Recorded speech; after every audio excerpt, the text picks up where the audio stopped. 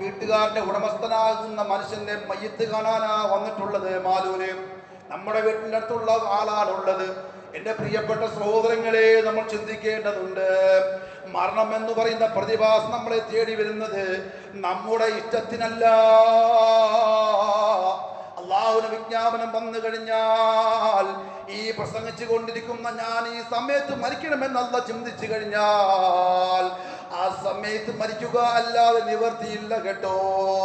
അതുകൊണ്ട് നമ്മൾ അള്ളാഹുമായി ബന്ധപ്പെടുക, നമസ്കാരങ്ങളുമായി മുന്നേറുക, നന്മയിൽ നമ്മൾ മുന്നേറുക. നന്മയിൽ മത്സരബുദ്ധി ഉണ്ടാകണം. കിബറും കുശുമ്പും നമ്മൾ മാറ്റണം.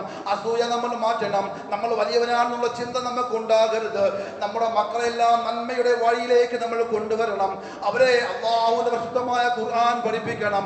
നമ്മളും ആ വഴിയിലൂടെ പോകണം. അള്ളാഹു റബ്ബുൽ ഇസ്സത്ത് അതിനെ തൗഫീഖ് നൽകി അനുഗ്രഹിക്കുമാറാകട്ടെ. മഹാനായ ഉമർ റളിയല്ലാഹു അൻഹു എപ്പോഴും ദുആ ചെയ്യുന്ന ഒരു പ്രാർത്ഥനയുണ്ടായിരുന്നു. എപ്പോഴും ദുആ ചെയ്യുന്ന ദുആ എന്താ? അല്ലാഹുമ്മ ർസുഖ്നി ശഹാദത ഫീ സബീലിക.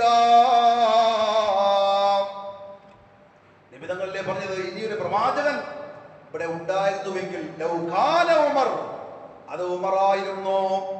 അത്രയ്ക്കും വലിയ ആളായിരുന്നു ഉമർ തങ്ങൾ. ഉമർ തങ്ങൾ എപ്പോഴും പ്രാർത്ഥനയാ. എന്താ പ്രാർത്ഥന? അല്ലാഹുമ്മ ർസുഖ്നി ശഹാദത ഫീ സബീലിക.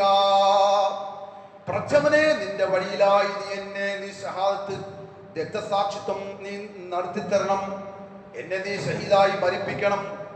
കണ്ടില്ലേ, അവർ മരണത്തെ ആഗ്രഹിച്ചവരാണ്. നിന്റെ ഷഹാദത്തിലായി, നിന്റെ വഴിയിലായി, വേറെയുള്ള വഴിയിൽ വേണ്ടിയല്ല, എനിക്ക് വേണ്ടിയുള്ള വഴിയിൽ വേണ്ടിയല്ല, നിന്റെ വഴിയിലായി നീ എന്നെ മരിപ്പിക്കണേ അല്ലാഹ്.